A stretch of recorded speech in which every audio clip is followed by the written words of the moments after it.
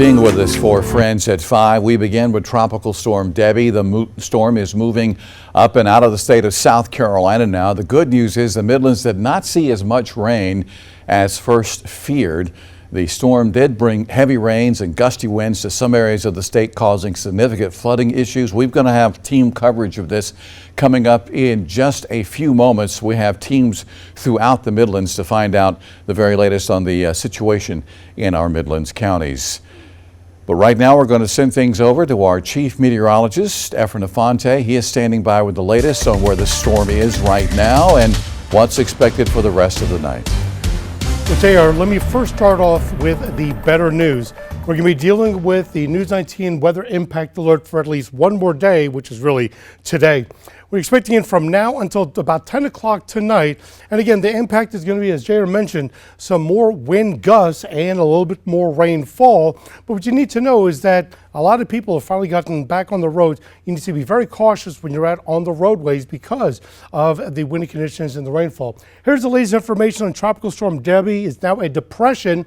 Winds sustained at 35. It's now into the Piedmont of North Carolina. It's now out of here, but we still have a flood watch that covers pretty much most of the Midlands, and this goes until tomorrow morning at 8 o'clock. Now, over the last 4 hours, we've seen some light to moderate rainfall that's moved through the Midlands, but there's been pockets of heavy rainfall that's moved out of portions of York and Fairfield County. It's now over Kershaw County, and in particular, we have a flood advisory that covers Fairfield, Kershaw, and Lancaster counties until 5:45. These areas, which is the eastern northern third of Fairfield and then the northwestern half of Kershaw, have received between 2.5 to 3.5 inches of rain thus far today, and maybe another 1 inch of rainfall addition to over the next 45 minutes or so. As far as that, right now over Winspry Stadium, it is still raining pretty good though. Winds are out of the west at 13, gusting to 29 miles an hour. So we'll still be dealing with the wind gusts, but as we get towards the later on in the evening, the wind gusts won't be as bad. It'll still be windy nevertheless.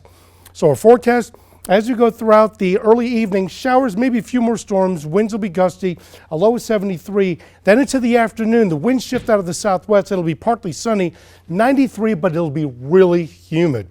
As far as the roads, no accidents are being reported, but keep in mind that a lot of the roadways are wet, and with the rain, especially in Kershaw County, the visibility is poor, and we've got quite a bit of road closures locally and throughout the county.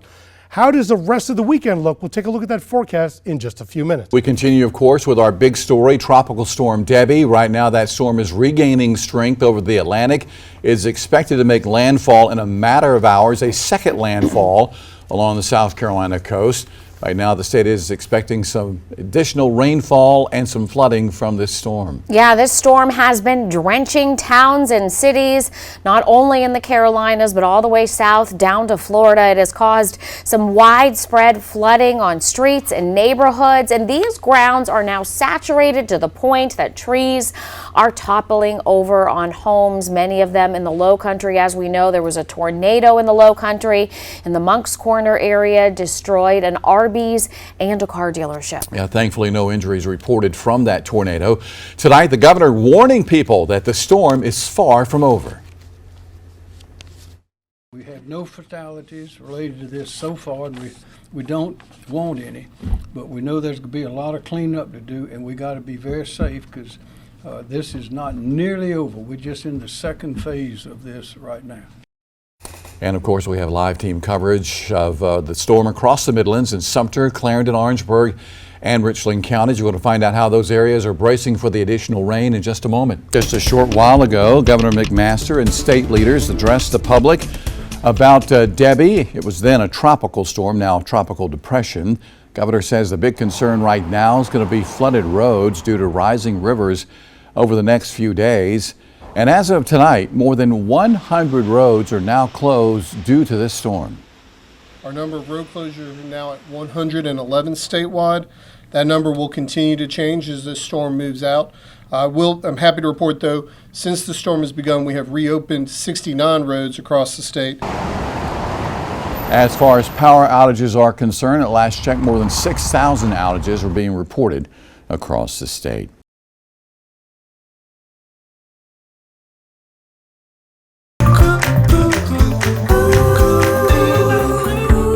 right, good evening, friends. Thanks for joining us for Friends at 5 tonight. I am Andrea Mock, and we are starting off this news hour with breaking news. We are continuing to follow the investigation into what happened and how there was an officer-involved shooting with a patient at Lexington Medical Center's emergency department. Now, the hospital says the good news is no employees were hurt, and SLED is now investigating exactly what went on inside the ER. Now, our News 19's Cassidy Byer has been covering the story all day and joins us now live from the hospital with the very latest. Cassidy, what have you learned?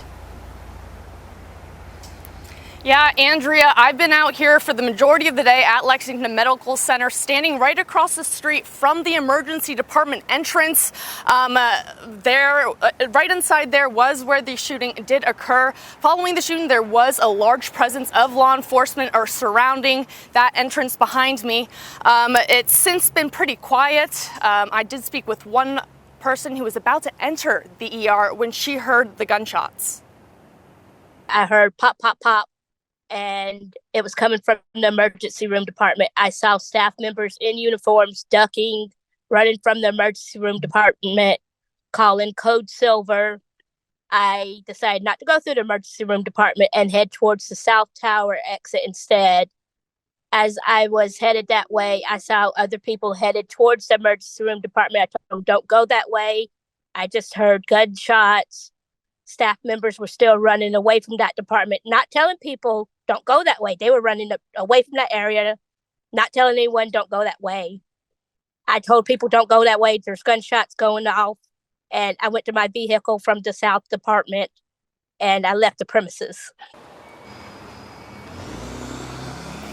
We were told by one person who was inside the hospital during the time there was code silver active, but only in the emergency department area and only for a short period of time. For those who don't know, code silver is when there's an active shooter on the premises and everyone remains where they are in lockdown. And as you mentioned before, Andrea, SLED has taken over this investigation into this incident, and we have contacted them numerous times today. We have not heard anything, nor have we gotten any updates thus far.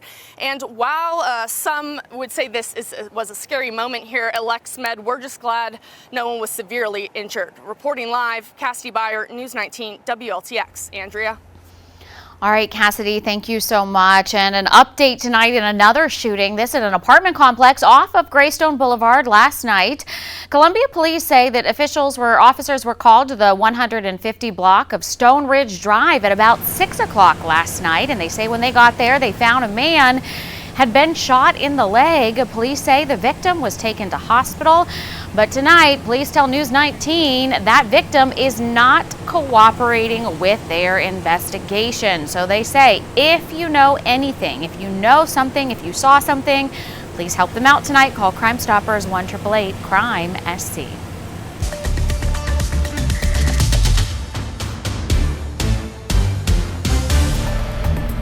And that weather impact alert day continues this evening. We're seeing very warm heat index values, dangerous heat index values, matter of fact. So stay as cool as possible as you can for the rest of our day today. 87 for that current temperature. We are seeing some cloud cover moving in, and that's helping cool some things down. It feels like 97 though, so still very humid. That current dew point at 76 degrees. Here's what we're seeing right now. Some cloud cover building in, some showers and storms moving to the northeast. Those are showing signs of weakening as they're moving to the northeast. We will still stay mostly dry tonight, but we will be getting that cloud cover across the Midlands. Looking ahead at the rest of the evening, we are still seeing that heat advisory in place, and that's until 8 o'clock tonight for the entire Midlands and most of South Carolina. Tonight we'll see temperatures getting down in the mid 70s, mostly clear tonight. We will see another warm day tomorrow, 93. That chance for showers and storms returning over the weekend.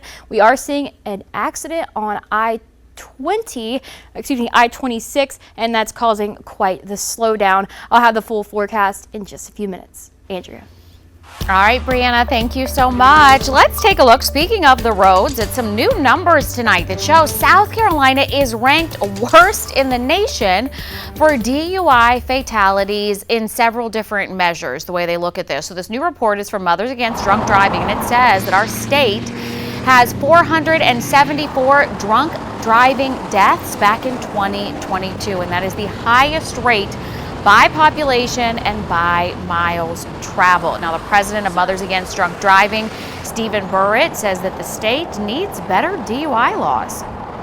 That means we have drunk driving death numbers up there with states with literally millions and millions more people than we do, and we've got more drunk driving deaths. It just shows how many things are wrong and how many things we do differently. The report also says DUI fatalities cost taxpayers almost $2 billion a year. All right, tonight, Richland County deputies are asking for your help in locating some stolen farm equipment. According to deputies, on the evening of July 24th, a 2007 Bobcat was stolen off of Bluff Road. It's in the Hopkins area. Owners believe the thief used a flatbed truck to come right on their property and take the Bobcat. The last 4 digits of the serial number is 5831. So a $5,000 cash reward is now being offered by that owner. If you have information, you are asked to call Crime Stoppers. And the South Carolina Department of Parks and Recreation and Tourism has announced that they are receiving more than $1 million in grants. The federal program helps states provide and maintain recreational trails. The following parks on your screen are just some of the parks that will get those funds for the 2024 grant cycle. Since the program was created back in 1991, it has awarded more than $25 million for trail projects in our state. All right, speaking of getting out and enjoying things, tomorrow at 11, General Thomas Sumter commemoration will take place at Thomas Sumter Memorial Park. The 45-minute program is going to feature remarks on Sumter's life and his dedication to our country. There will then be a wreath-laying ceremony, some musket salutes, and they will play taps by the 20th Fighter Wing Honor Guard. Attendees include military leaders and even descendants of the hero.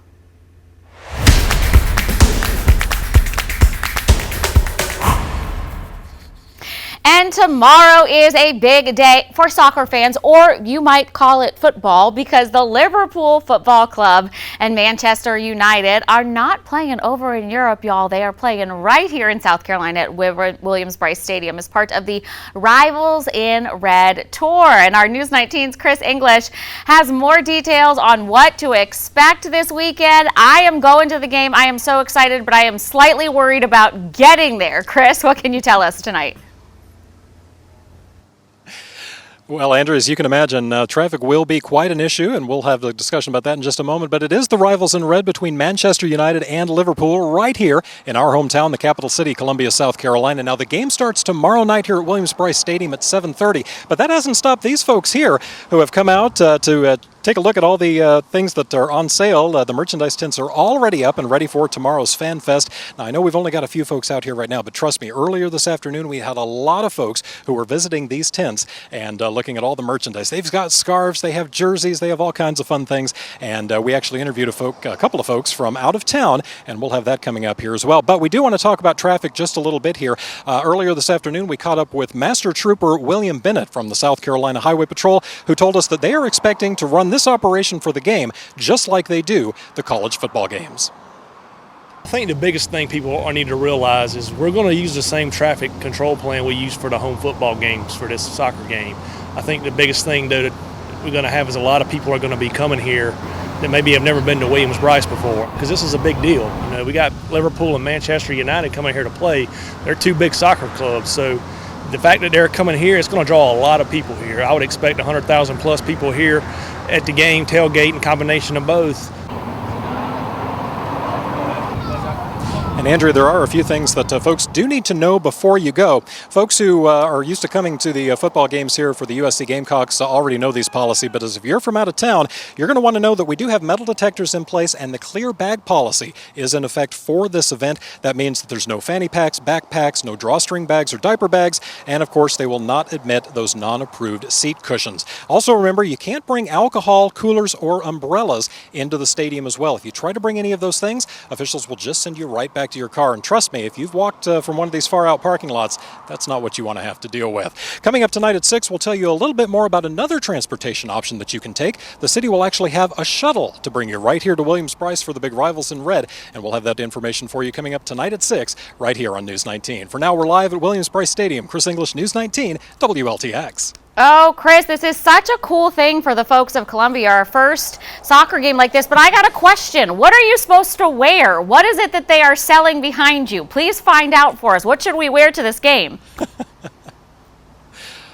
Well, they have everything back there. They've got T-shirts, jerseys, scarves. I think they even have some small banners. And we've been talking to those folks all afternoon. It's interesting. We've got a lot of locals that have come out so far, but we also have some folks that traveled from as far away as Ireland to be right here in Columbia, South Carolina to get ready for this big game. That is wild. All right. Thank you for the fashion tips. I appreciate it. I know that those soccer folks like to wear scarves. They might be missing the mark with that here in South Carolina, but we'll talk to Brianna in a little bit about that. Thank you, Chris. We'll check in with you a little later on. All right, speaking of sports now, guys, happening tonight. If you have a teenager and he loves to hoop, listen up. This is a free event. It is Midnight Hoops for teenagers going on tonight. This is at Greenview Park. It's going to kick off at 10 o'clock tonight and run until 1. It's Greenview Park on David Street. Again, this is for teenagers only, promising to be a safe space from 13 to 17. It is free and everybody is invited. All right, guys, here is a live look for you where things are moving very slowly. A look at 20. It is official. Kamala Harris will be on the ballot against Donald Trump in November. The Democratic Party chair announced today that the vice president had secured enough votes from the Democratic delegates to become her party's presidential nominee. Now, the online voting process doesn't actually end until Monday, but Harris's campaign announced today once she had the majority of the delegates. She says she is honored and humbled by the moment. I think we all approach our campaign with the same spirit, including that this is truly a people-powered campaign. And I would not be on this call right now and with you all were it not for your support and your trust, for which I am deeply grateful. I am honored to be the presumptive Democratic nominee for President of the United States, and I will tell you the tireless work of our delegates, our state leaders and staff has been pivotal in making this moment possible. And your dedication cannot be overstated. Your dedication to our country. Well, the vote closes at 6 p.m. on Monday when her nomination will become official. And 3 Americans who were wrongfully detained in Russia are now finally safe on U.S. soil and getting medical treatment. And as Natalie Brand reports from Washington, the road to recovery can be a long one. The emotional family reunions of Marine Corps veteran Paul Whelan, Wall Street Journal reporter Evan Gerskovich, and radio journalist Alsu Kurmashiva, a first step on their road to recovery. The 3 Americans landed in Texas and are now undergoing medical evaluations and beginning the process of reintegration. Coming home itself is really stressful. Liz Cathcart is executive director of Hostage US, a resource for those wrongfully detained and their families. Not only dealing with those types of traumas that you dealt with in captivity, but it's also then figuring out how to rebuild your new life. Washington Post journalist Jason Rezaian, who is imprisoned in Iran for nearly a year and a half, experienced the challenges firsthand. Trying to unpack the wounds and the baggage of what is inevitably an incredibly traumatic experience, and one that very few other people in your life are going to be able to relate to. The Biden administration says it's still working to bring home other wrongfully detained Americans. What is your message to those families? This is a really challenging moment for the families who didn't have somebody come home. Our heart goes out to them. President Biden was asked Friday about Pennsylvania teacher Mark Fogel, who was arrested in Russia in 2021. We're not giving up on that. It's estimated more than 40 U.S. nationals are currently held hostage or wrongfully detained across 16 countries, according to the Foley Foundation. Natalie Brand, CBS News, Washington. Well, 8 Russians were released as part of the exchange, including convicted spies, hackers, and 2 convicted killers. Russian President Vladimir Putin said, though, that all 8 would receive state awards for their service to Russia. And everyone's favorite app is under fire again today as the Justice Department has sued TikTok for accusations of illegally collecting kids' data.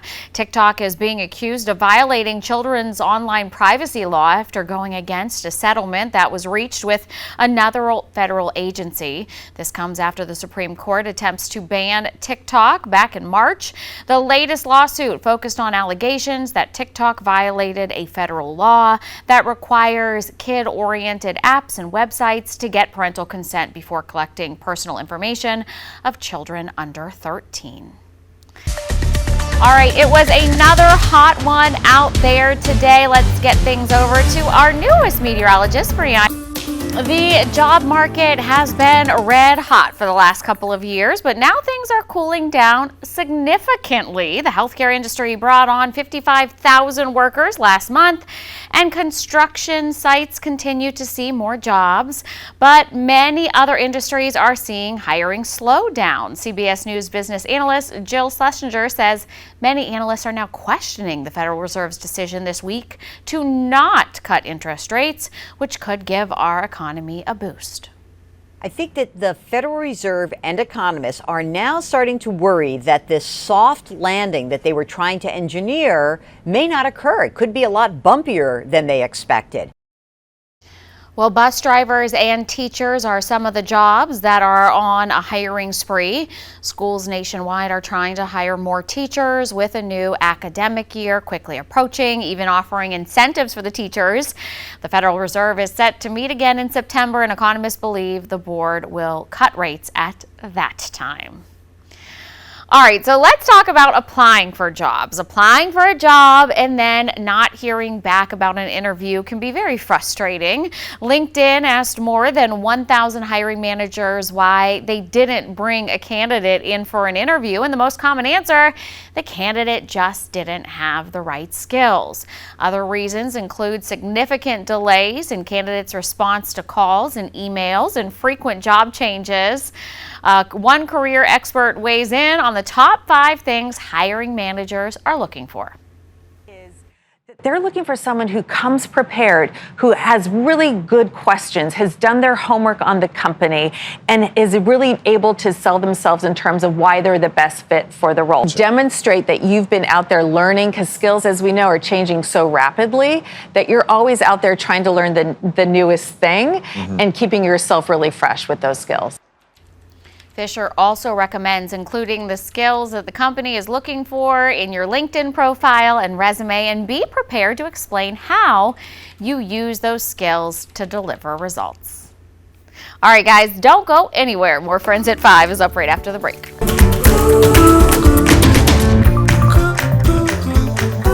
All right, thank you for sticking around for the second half hour of Friends at 5 today. I'm Andrea Mock, and the new Lake Marion Middle School in Orangeburg County is just days away from welcoming the very first little kids in there and the students. News 19's Victoria Samuels got a chance to tour the school and speak to the principal.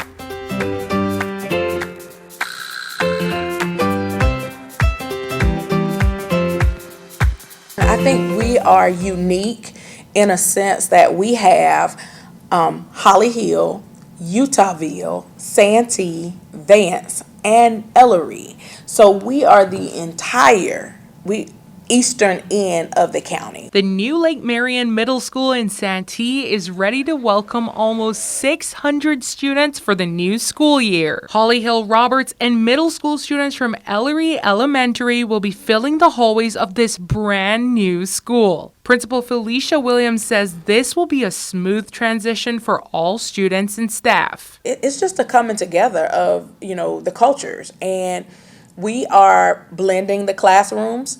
We have no need to group them a certain way from certain areas. We are all coming together because here in Orangeburg County, we're one. Shirley Oliver is in her 47th year of teaching in Orangeburg County, and she cannot contain her excitement over her new classroom. When I came into the middle school, this new middle school, I was so excited The room is such a beautiful room. The desks, the chairs, just look.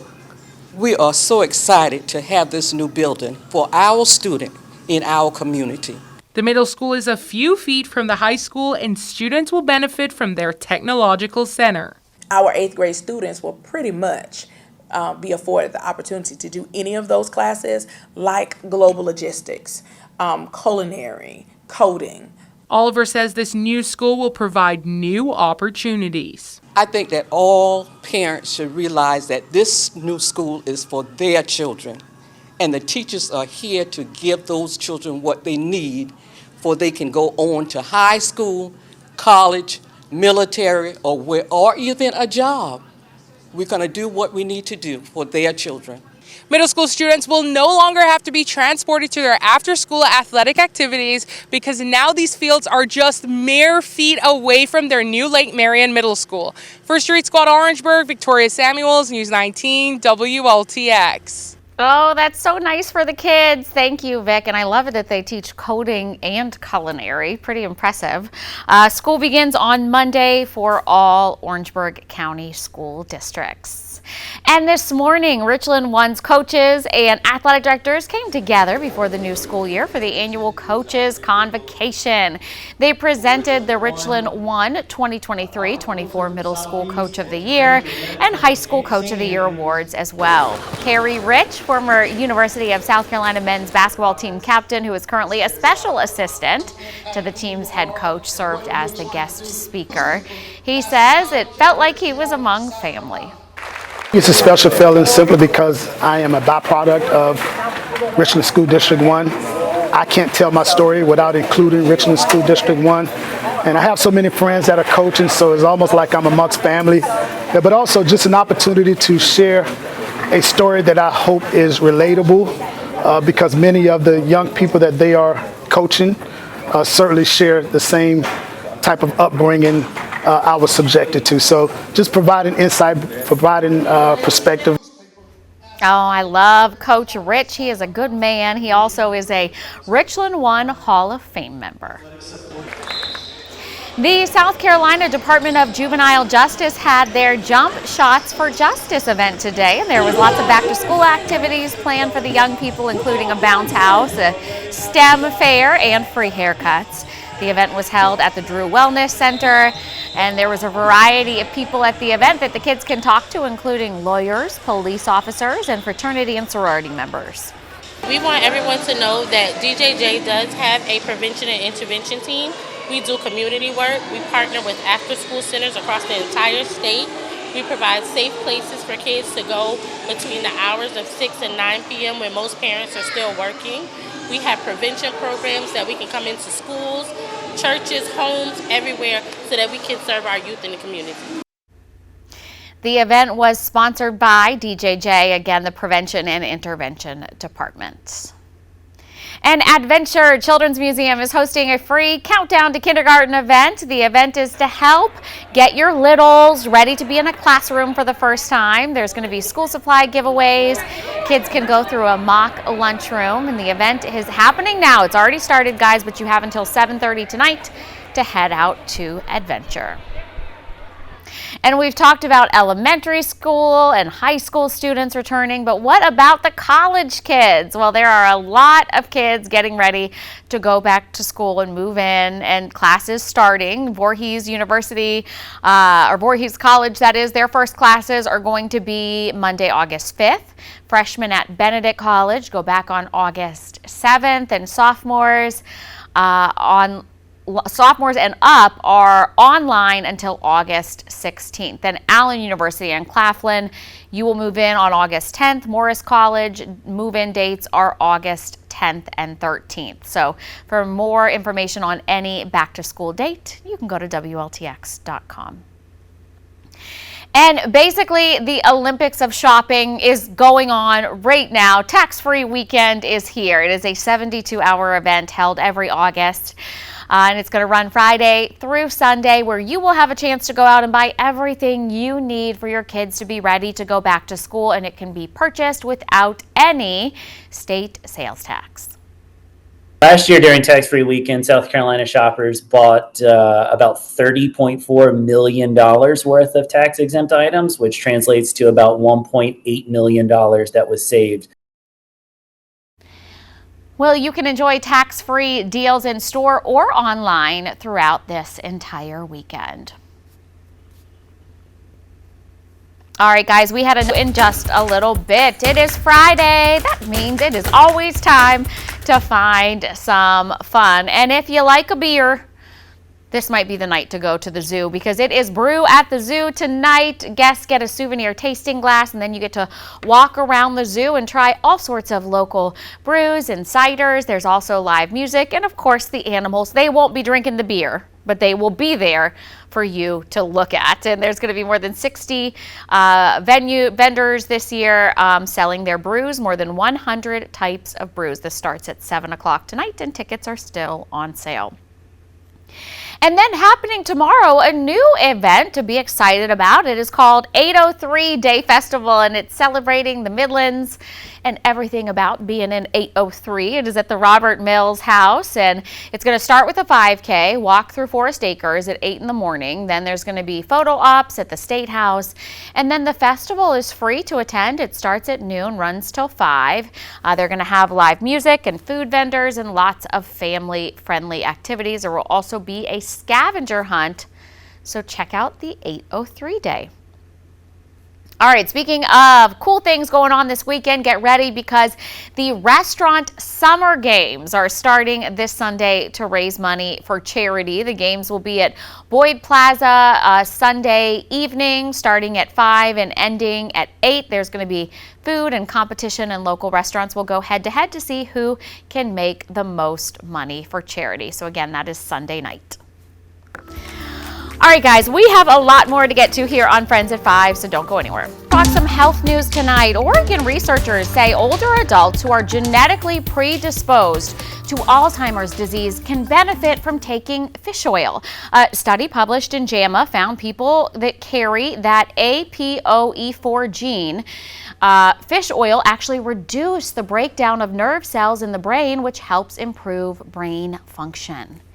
And a new study finds if you want to limit your calorie intake, you can have the chips, but don't have the dip. Yes, y'all, this was an actual study. Researchers in Pennsylvania looked at 2 folks eating chips, and they concluded that ones that ate the chips and dip consumed 77% more calories and ate more quickly. Yeah, because chips and dip are amazing. That's why. All right, a pretty cool anniversary today that we all remember. Family members of the late Pete Frates honored his memory today as they mark the 10th anniversary of the ALS Ice Bucket Challenge. The challenge was in an effort to raise awareness about ALS, known as Lou Gehrig's disease. Most challenges were made by dumping, just like it sounds, ice water on your head. Then you challenge a friend, and then you have to donate money. Now, funny enough, 10 years ago, I was here working on the desk at WLTX. Let's go to the next video, Josh. And we accepted the challenge. That is Van Lott, who is still at WLTX, J.R. Berry, Jim Gandy on the desk. And we did that live on News 19 at 11. Van Lott has not changed one single bit, y'all. Neither has J.R. But this challenge was so awesome. We all donated money that night, and it raised $115 million to invest in the ALS research. So some great things came out of Pete's death and of his ice bucket challenge. So very cool memory. Now, I was talking with Brianna, our new meteorologist, and go ahead and tell the people what you said, Brianna, about the ice bucket challenge. You were aware? I was just starting high school, 9th grade. And I was 13 years old. I love that for you. All of us can't be, old ladies like me. But that's awesome that, we all have a memory of doing the Ice Bucket Challenge. Oh, I had fun with it as a 14-year-old. But out there across the Midlands today, we are seeing some cloud cover, a little bit of sunshine. Some also got rain this afternoon.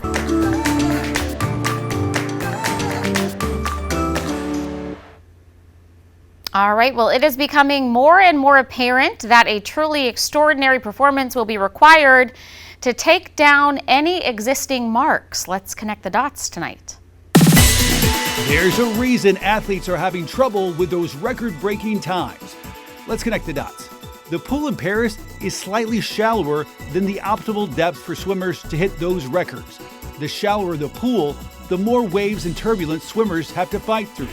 By having less depth, the venue was able to keep some extra rows of prime deckside seats for fans to enjoy the event.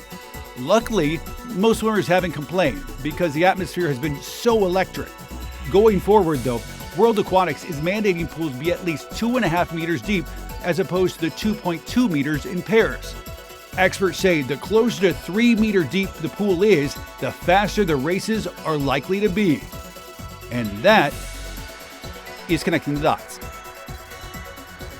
All right, check this out. Olympic fans skilled at knitting and crocheting have brightened up parts of the UK and Northern Ireland by adorning the post boxes with Olympic-themed decorations. How cute is that? Footage from Belfast shows one post box on a residential street decorated with some cute Eiffel Towers and folks and Olympics and Olympians and the rings and everything. Another one shows again, the Eiffel Tower and two athletes getting ready to compete.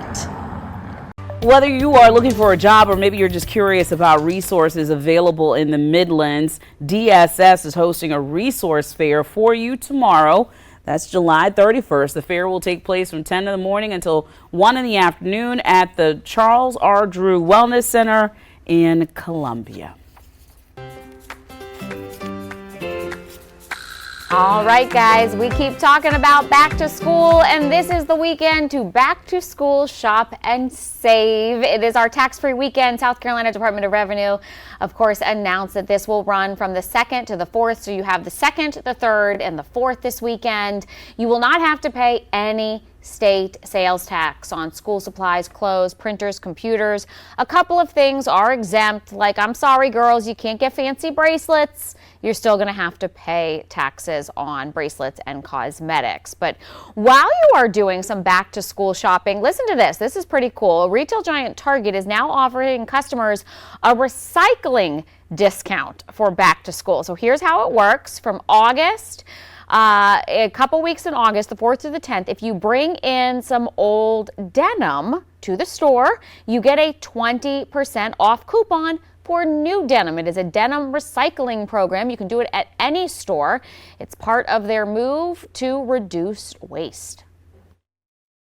Our appetite for fast fashion is greater than ever. There's more brands, there's more incentives. The algorithms are buying into, are giving right into our need to fit into trends. Yeah. But I do think that people are more aware of what's happening, and so they are asking the brands to start doing a little bit better, and so that, you know, maybe we can all work together to have a more sustainable fashion industry. Target previously had a car seat trade-in program, but again, this is 20% off, and it's just for the first part of the month of August. So keep that in mind. The Dream Team has made their debut in Paris. Team USA for women's basketball had their first game, and a Gamecock, of course, led them to a victory. Yep, Asia Wilson scored 24 points. It was a 102-76 victory over Team Japan. She also had 13 rebounds and 4 blocked shots. Brianna Stewart also had a big game, scoring 22 points. Coach Staley has also been in Paris supporting her friends in the game. The team is set to take on Belgium on Thursday.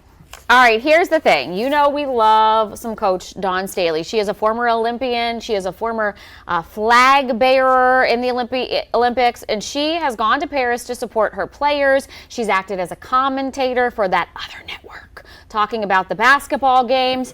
But even when you are somebody who takes in Gucci fashion shows the way the head coach Dawn Staley does, sometimes you just want some comfort food from home. And what does that look like? Maybe the funniest thing that Staley has tweeted was this one. After she had shown some plates of some fine French cuisine. I saw her post baguettes, fish. Now Staley posted this, needed something familiar. She said, me and Ronald today, baby. And you will recognize a classic Filet-O-Fish, which Darcy and I both enjoy every now and then, and a Coke and a large fry. And I love this about Dawn Staley. She's a millionaire. She's in Paris. She's got everything around her, but she's like, I need some Mickey D's. You can't beat a fresh fish fillet sandwich from McDonald's. I mean, I don't care. I don't judge me. Agree. If you're sitting there at home judging me, it's fine, because I'm going to still get one. So I totally maybe agree with tonight. you. And I did the story a couple Lents ago when, all of we Catholics are eating fish on Fridays, and they say that one of the freshest fish, it is a fresh fish sandwich, is McDonald's. I believe it. It's good to you when you need it. So I think that's so funny. She can buy whatever she wants, and she's like, I need Ronald today. Fries, fish fillet, and then a Coke. That's it. It's a good Tuesday. All right, as we continue to talk about basketball, guys, this Friday, the City of Columbia is hosting a back-to-school basketball event for teenagers. Parks and Rec is hosting something called Midnight Hoops. This is at Greenview Park. The event is going to allow teenagers ages 13 to 17 to play basketball from 10 at night till 1 a.m. This is the QR code on your screen if you want to register for the event. They are having a couple of exhibition games as well going on that you might see one Brady Mock playing in. I gotta get a bottle of water. I'm sorry, y'all. I'm coughing in You're your ear. coughing through all this good stuff. But I wanted to talk about B playing basketball.